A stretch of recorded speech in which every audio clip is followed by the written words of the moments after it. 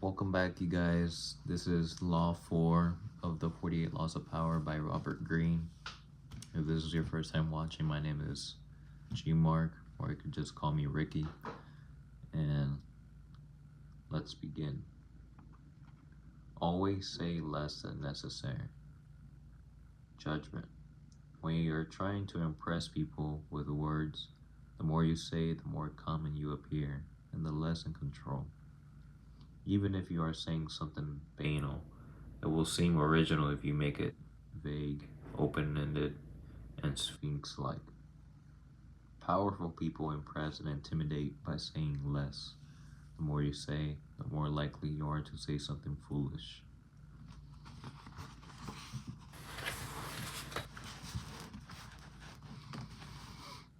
Transgression of the law.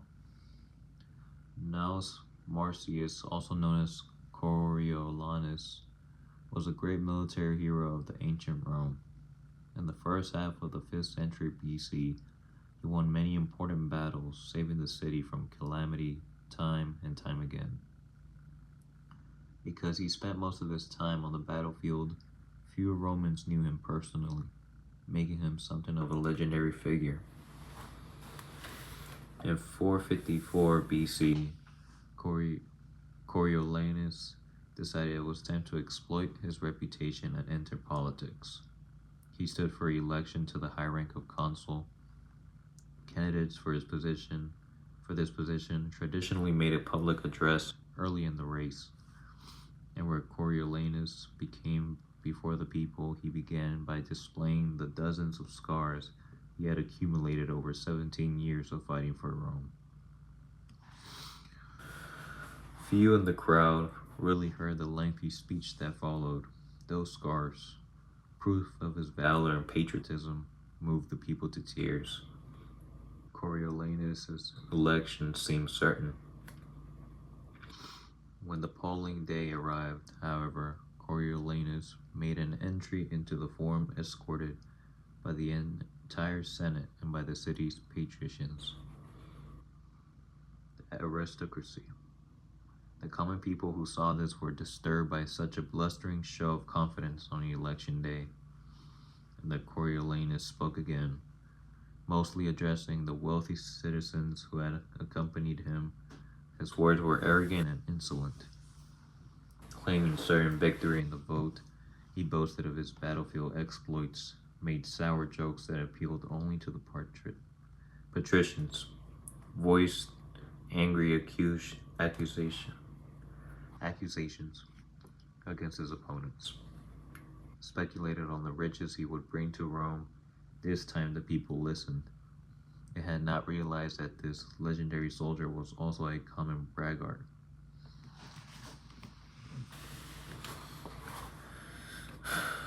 News of Coriolanus' second speech spread quickly throughout Rome, and the people turned out in great numbers to make sure he was not elected. Defeated, Coriolanus returned to the battlefield bitter and vowing revenge on the common folk who had voted against him. Some weeks later, a large shipment of grain arrived in Rome. The Senate was ready to distribute this food to the people for free, but just as they were preparing to vote on the question, Coriolanus appeared on the scene and took the Senate floor. The distribution, he argued, would have a harmful effect on the city as a whole. Several senators appeared won over, and the vote on the distribution fell into doubt. Coriolanus did not stop there. He wanted to condemn the concept of democracy itself. He advocated getting rid of the people's representatives, the tribunes, and turning over the governing of the city to the patricians. When the word of Coriolanus' latest speech reached the people, their anger knew no bounds. The tribunes were sent to the Senate to demand that Coriolanus appear before them. He refused. Riots broke out all over the city. The Senate, fearing the people's wrath, finally voted in favor of the grain distribution. The tribunes were appeased, but the people still demanded that Coriolanus speak to them and apologize. If he repented and agreed to keep his opinions to himself, he will be allowed to return to the battlefield. Coriolanus did appear one last time before the people, who listened to him in rapt silence. He started so slowly and softly, but as his speech went on, he became more and more blunt. Yet again he hurled insults. His tone was arrogant, his expression disdainful. The more he spoke, the angrier people became. Finally, they shouted him down and silenced him. The tribunes conferred, condemned Coriolanus to death, and ordered the magistrates to take him at once to the top of the Tarpeian rock and throw him over. The delighted crowd seconded the decision. The patricians, however, managed to intervene, and the sentence was commuted to a lifelong banishment. When the people found out that Rome's great military hero would never return to the city, they celebrated in the streets. In fact, no one had ever seen such a celebration, not even after the defeat of a foreign enemy.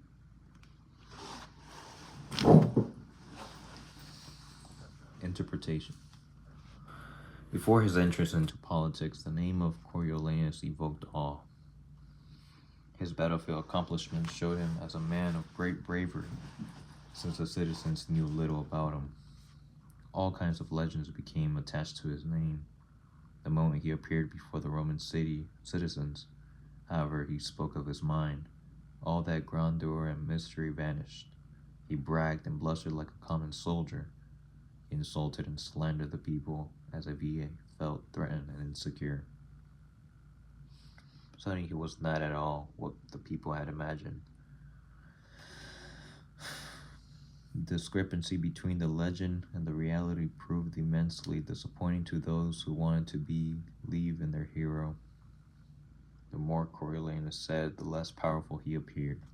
A person who cannot control his words shows that he cannot control himself and is unworthy of respect. Had Coriolanus said less, the people would have never had cause to be offended by him, would never have known his true feelings. He would have maintained his powerful aura, would certainly have been elected consul, and would have been able to accomplish his anti-democratic goals. But the human tongue is a beast that few can master. It strains constantly to break out of its cage, and if it is not tamed, it will run wild and cause you grief. Power cannot accrue to those who squander their treasures of words. Oysters open completely when the moon is full, and when the crab sees one, it throws a piece of stone or seaweed into it, and the oyster cannot close again, so that it serves the crab for meat. Such is the fate of him who opens his mouth too much, and thereby puts himself at the mercy of the listener. Leonardo da Vinci. 1452-1519.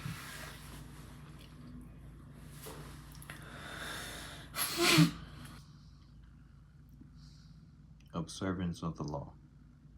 In the court of Louis XIV, nobles and ministers who would spend days and nights debating issues of state, they would confer, argue, make and break alliances, and argue again, until finally the critical moment arrived. Two of them would be chosen to represent the different sides of Louis himself. Who would decide what should be done? After these persons were chosen, everyone would argue some more. How should the issue be phrased? What would appeal to Louis? What would annoy him? At what time of day should the representatives approach him, and in what part of the Versailles palace? What expression should they have on their faces? Finally, after all this was settled, the fateful moment would finally arrive. The two men would approach Louis, always a delicate manner, and when they finally had his ear, they would talk about the issue at hand, spelling out the options in detail. Louis would listen in silence, a most enigmatic look on his face. Finally, when each had finished his presentation and had asked for the king's opinion, he would look at both of them and say, "I shall see." Then he would walk away. The ministers and courtiers would never hear another word on this subject from the king. They would simply see the result. A few weeks later, he would come to the decision and act. He would never bother to consult them on the matter again. Interpretation. Louis XIV was a man of very few words. His most famous remark is, "L'État, c'est moi." I am the state. Nothing could be more pithy yet more eloquent. His infamous "I shall see" was one of those several extremely short phrases that he would apply to all manner of requests. Louis was not always this way. As a young man, he was known for talking in length, delighting his own eloquence. His later taciturnity was self-imposed an act, a mask he used to keep everybody below him off balance. No one knew exactly where he stood or could predict his reactions. No one could try to deceive him by saying what they thought he wanted to hear, because no one knew what he wanted to hear. As they talked on and on to the silent Louis, they revealed more and more about themselves, information he will later use against them to great effect. In the end, Louis's silence kept those around him terrified and under his thumb. It was one of the foundations of his power, as Saint Simon wrote. No one knew as well as how to sell his words, his smile, even his glances.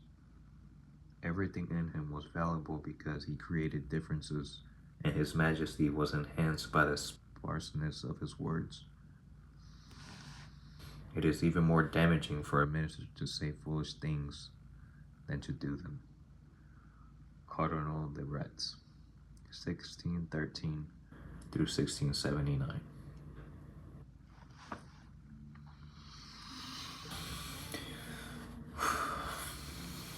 Keys to power. Power is in many ways a game of appearances, and when you say less than necessary, you inevitably appear greater and more powerful than you are. Your silence will make other people uncomfortable. Humans are machines of interpretation and explanation. They have to know what you are thinking. When you carefully control what you reveal, they cannot pierce your intentions or your meanings. Your short answers and silences will put them on the defensive, and they will jump in, nervously filling the silence with all kinds of comments that will reveal valuable information about them and their weaknesses. They will leave a meeting with you feeling as if they had been robbed, and they will go home and ponder your every word. This extra attention to your brief comments would only add to your power. Saying less than necessary is not for kings and statesmen only. In most areas of life, the less you say, the more profound and mysterious you appear. As a young man, the artist Andy Warhol had the revelation that it was generally impossible to get people to do what you wanted them to do by talking to them. They would turn against you, subvert your wishes, disobey you out of sheer perversity. He once told a friend, "I learned that you actually have more power than when you shut up." In his later life, Warhol employed this strategy with great success. His interviews were exercises on oracular speech. He could say anything vague and ambiguous, and the interviewer would twist in circles trying to figure out, imagining there was something profound behind his often meaningless phrases. Warhol rarely talked about his work. He let others do the interpreting. He claimed to have learned this technique from the master of enigma Marcel Duchamp, another 20th century artist who realized early on that the less he said about his work, the more people talked about it. The more they talked, the more valuable his work became. By saying less than necessary, you create the appearance of meaning and power. Also, the less you say, the less risk you run saying something foolish. even dangerous. In 1825, a new Tsar, Nicholas Nicholas ascended the throne of Russia. A rebellion immediately broke out, led by liberals demanding that the country modernize, that its industries and civil structures catch up with the rest of Europe. Brutally crushing this rebellion, the Decembrist uprising, Nicholas I sentenced one of its leaders, Kondratij Ryleyev, to death. On the day of execution, Ryleyev stood on the gallows, the noose around his neck. The trapdoor opened, but as Ryleyev dangled, the rope broke, dashing him to the ground. At the time, events like this were considered signs of providence and heavenly will, and a man saved from execution this way was usually pardoned.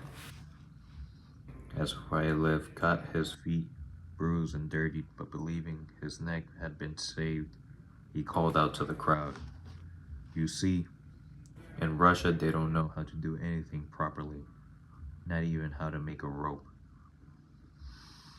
A messenger immediately went to the Winter Palace with the news of the failed hanging. Vexed by this disappointing turnabout, Nicholas I nevertheless began to sign the pardon. But then, did Ryleyev say anything after this miracle? The Tsar asked the messenger. "Sire," the messenger replied, "he said that in Russia they don't even know how to make rope." "In that case," said the Tsar, "let us prove the contrary." He tore up the pardon. The next day Ryleyev was hanged again. This time, the rope did not break. Learn the lesson. Once the words are out, you cannot take them back. Keep them under control. Be particularly careful with sarcasm. The monetary satisfaction you gain with your biting words will be outweighed by the price you pay.